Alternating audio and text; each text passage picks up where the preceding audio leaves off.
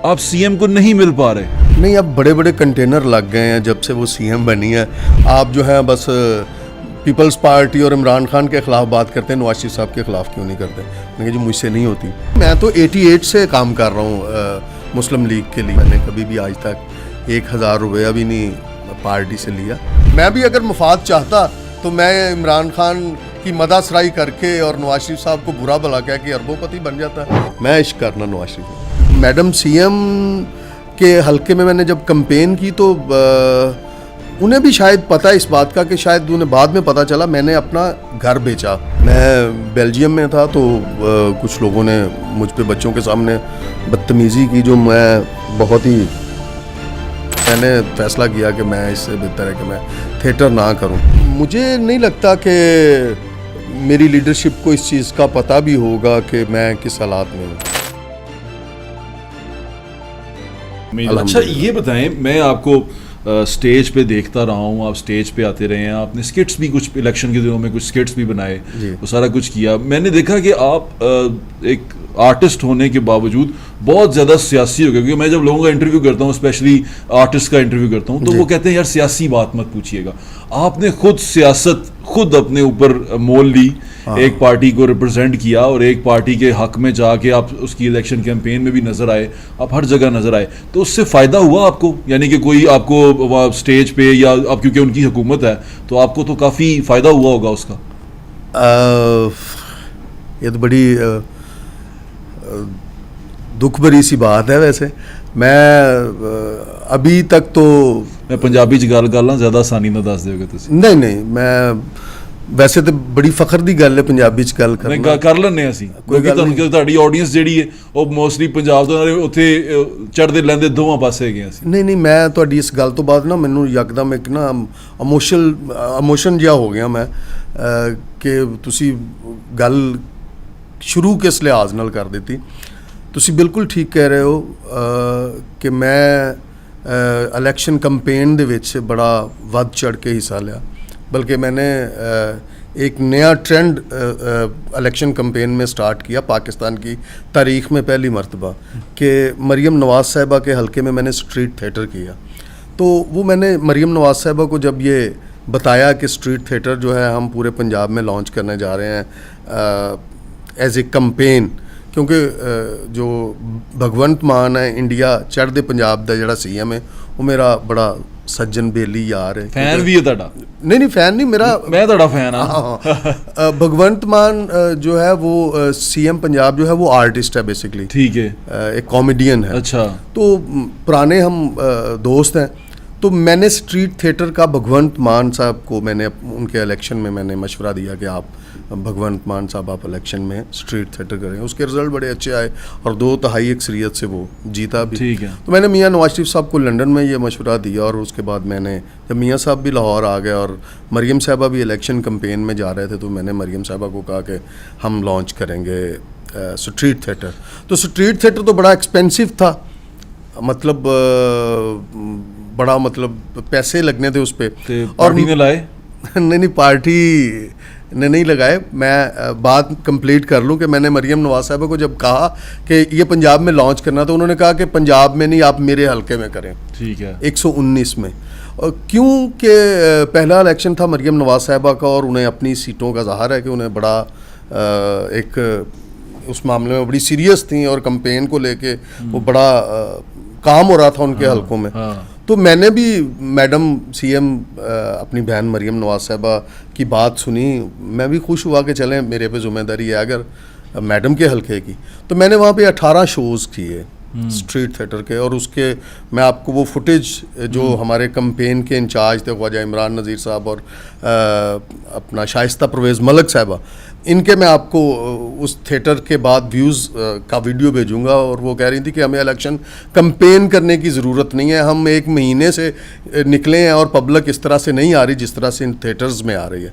वहाँ मैं थिएटर के ज़रिए नवाज शरीफ साहब के वो जो काम किए हुए हैं मुल्क के लिए, जो उन्होंने मोटरवे और एटमी धमाके और जितने भी नवाज शरीफ साहब की खिदमात उन्होंने सारे अंजाम दी मुल्क के लिए, वो मैं थिएटर के ज़रिए ऑडियंस तक और इंटरटेनमेंट बड़ा वो अच्छा रहा। उस कैंपेन में जो है वो मैं खामोशी से इतना बड़ा दिल करके, मुझे पता था कि ये मैडम सीएम बनेंगी और गवर्नमेंट वफाक में हमारी आएगी, ये मुझे अल्हम्दुलिल्लाह बफज़ल खुदा पता था, क्योंकि अब आपकी हुकूमत आ गई है, अब तो फिर खुश हो जाए ना। हाँ, तो इमोशनल क्यों हो गए आप?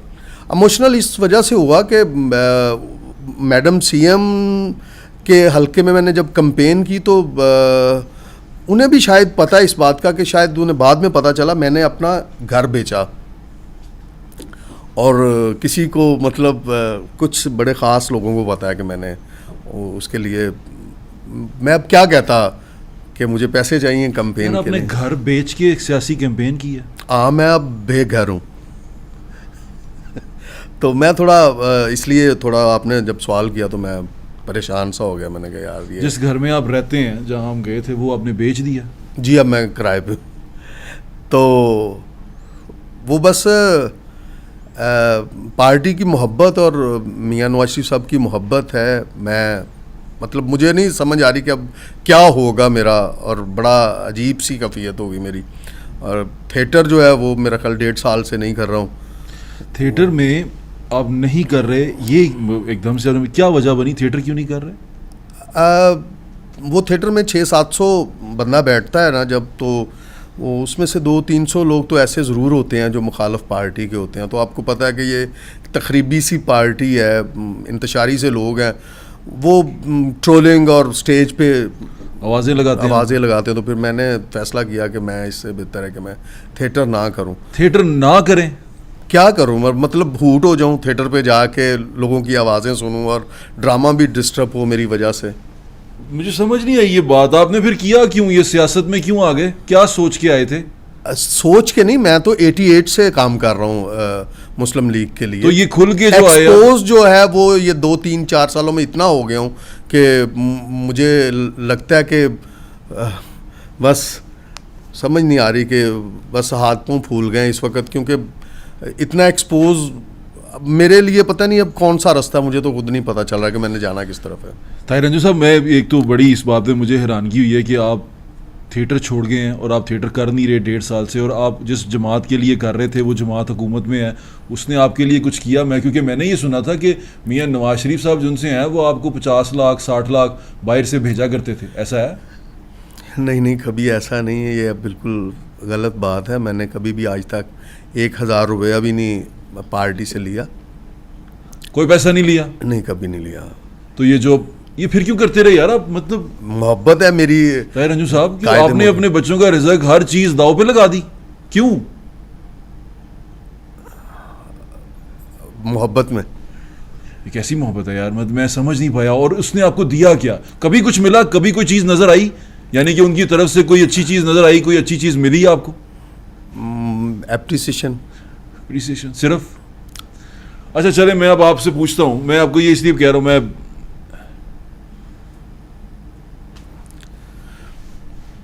ये वाकई एक मुश्किल टाइम है। मैं तो सुन के बड़ा परेशान हुआ। मैं तो सोचा आप मुस्कुराते हुए आदमी हैं, आप लोगों की चेहरों पे मुस्कुराहटें बिखेरते हैं, तो ये एकदम से किस तरफ चल पड़े? क्या हो गया ये? इसका मतलब अगर ताहिर रंजू साहब मैं ये पूछूं, सियासत अच्छी चीज़ नहीं है जिसमें हमें नहीं आना चाहिए? नहीं, सियासत बहुत अच्छी चीज़ है। मैं कोई सियासतदान बनने का शौक़ नहीं है, ना मुझे कोई MP MNA बनने का शौक़ है। मैं तो पहले काम करता था मुशर्रफ दौर में, नवाज शरीफ साहब के लिए मैं शोज़ करता था, कोई ना कोई फ़िक्रा कस देता था। मुझे मुशर्रफ दौर में बैन कर दिया जाता था, 2-3 महीने के बाद मैं फिर माफ़ीनामा लिख के फिर स्टेज पे आ जाया करता था और फिर काम करना शुरू कर देता था। फिर जब ये इमरान गवर्नमेंट आई है तो उसमें मैंने देखा कि मेरी पार्टी के जितने भी लोग हैं उसमें बहुत बड़े नाम हैं सियासी, लेकिन उनकी कोई ऐसी तवाना आवाज़ नहीं थी। जो नवाज शरीफ साहब बाहर थे और मुल्क में गिरफ्तारियां और जुल्मों सितम का एक बाज़ार गर्म था इमरान की गवर्नमेंट में, तो उस वक़्त तो एक तवाना आवाज़ की ज़रूरत थी। तो मैंने वीडियोस क्लिप बनाने शुरू किए। उस वीडियोस क्लिप में भी जो कमाता था वो लग जाते थे, क्योंकि वो 2-2.5-3 लाख में एक वीडियो बनता है, और उसमें कभी इमरान की तस्वीर तोड़नी, कभी नवाज शरीफ साहब के तरक्याती मनसूबे बताने। तो इसका मतलब आपको बानी तहरीक इंसाफ की तस्वीर तोड़ना ज़्यादा महंगा पड़ गया? हाँ, असल में उस दौर में जिन्होंने बानी की तस्वीर गले और सीने पे लगाई ना, वो करोड़पति बन गया, जिस तरह से इमरान रियाज साहब हैं और बड़े ऐसे लोग हैं, एंकर्स हैं, कुछ मैंने देखे जी, बिल्कुल इमरान खान साहब का नाम लेके बहुत सारे सितारे हर जगह जगमगाए हैं जी। तो उस वक्त कोई ऐसा बंदा नहीं था जो नवाज शरीफ साहब के हक में बात कर रहा है, तो मैं वाहद पाकिस्तान का। आपको लगता था उनको आपकी आवाज़ की ज़रूरत है? मुझे बिल्कुल लगता था कि मेरी आवाज़ की ज़रूरत है, और मुझे लंदन से एप्रिसिएशन मैसेज आया करते थे और मैं बड़ा खुश होता। एप्रिसिएशन में कोई लिफाफा नहीं आता था आपको?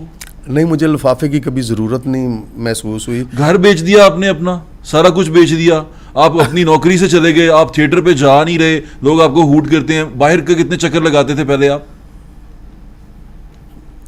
बाहर के मैं 2-3 तो टूर कर लेता था। आप कितने किए आपने 1.5 साल में? नहीं, कोई भी नहीं किया। बाहर क्यों नहीं? बाहर तो ओवरसीज तो वैसे ही बड़े गुस्से में रहते हैं। हाँ, ये जो हमारी ये पाकिस्तान में जो पब्लिक है पीटीआई की, उससे ज़रा थोड़ा अग्रेसिव और 2 कदम आगे हैं ओवरसीज़। तो ओवरसीज में भी आपके साथ एक वाकया हुआ?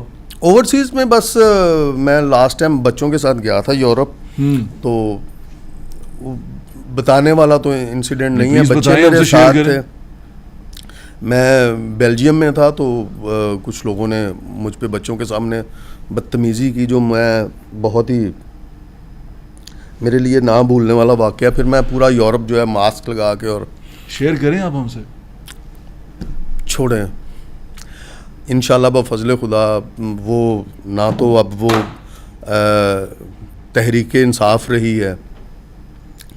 अगर वो मैं एक छोटी सी एक अगर कहें तो 1 मिनट की बात जरूर सारा टाइम आपका ये। एक मरतबा जंगल में आग लग गई। तो जब जंगल में आग लगी तो सब जानवर जितने थे जंगल के, शेर, हाथी और बड़े बड़े जानवर जो अपनी जान बचाने के लिए जंगल से बाहर भाग रहे थे, क्योंकि जान हर बंदे को प्यारी होती है। तो एक चिड़िया नदी में से एक बूंद पानी ला के और जंगल के ऊपर फेंकती थी और अपना मजाक भी उड़वाती थी। वो जितने जानवर जान बचा के निकले थे वो मजाक करते थे कि तुम्हारी इस चूंच से इतने पानी से आग कहाँ बुझेगी, अपनी जान बचाओ और भागो। तो उस मौके पे चिड़िया ने एक बात कही थी कि जब जंगल में लगी आग की तारीख लिखी जाएगी तो मेरा जिक्र ज़रूर होगा। मुझे लगता है आपका जिक्र मियाँ साहब की किताबों में होगा, आपको याद रखेंगे। क्यों नहीं, अगर कोई बीबी मरियम आपको याद रखेंगी जब वो अपनी कैंपेन के बारे में बताएंगी।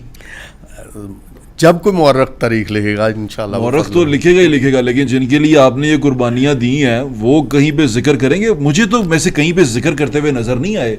ना कोई कल्चरल विंग कोई नज़र आया मुस्लिम लीग नून का जिसका कोई आप आगे बढ़ के कर रहे हो, ना आपके लिए कोई ऐसी चीज़ की गई कि आपको उसको आपकी जो सी है सारी खिदमात उनको सराहा जाए, पब्लिक लेवल पर सराहा जाए। मुझे तो कुछ नज़र नहीं आया। अज़मा बुखारी साहबा है ना वज़ीर कल्चर जी, तो वो आपके साथ इस बात में एग्री नहीं करती क्या? आर्ट एंड कल्चर की बात में भी बड़ा मैं असल में पूरी दुनिया में इंटरटेनमेंट और आर्ट एंड कल्चर एक ऐसी कभी हमने मतलब इस तरफ ध्यान नहीं दिया हमारी किसी भी गवर्नमेंट ने। तो अब तो मैं वैसे ही नहीं बोलना चाहता, तनकीद नहीं करना चाहता। अगर कोई ऐसा मामला है भी है तो इंशाल्लाह सीएम साहबा को मिल के ही जो बात करूंगा। सीएम साहबा को तो अब मिलेंगे मिल नहीं पा रहे उनको। नहीं, अब बड़े बड़े कंटेनर लग गए हैं जब से वो सीएम बनी है, वो ब्यूरोक्रेसी की शक्ल में। आप सीएम को नहीं मिल पा रहे? नहीं। और जो बंदा कैंपेन कर रहा था जिसको नवाज शरीफ साहब सराहते थे, अभी मरियम को मिल नहीं पा रहे? नहीं।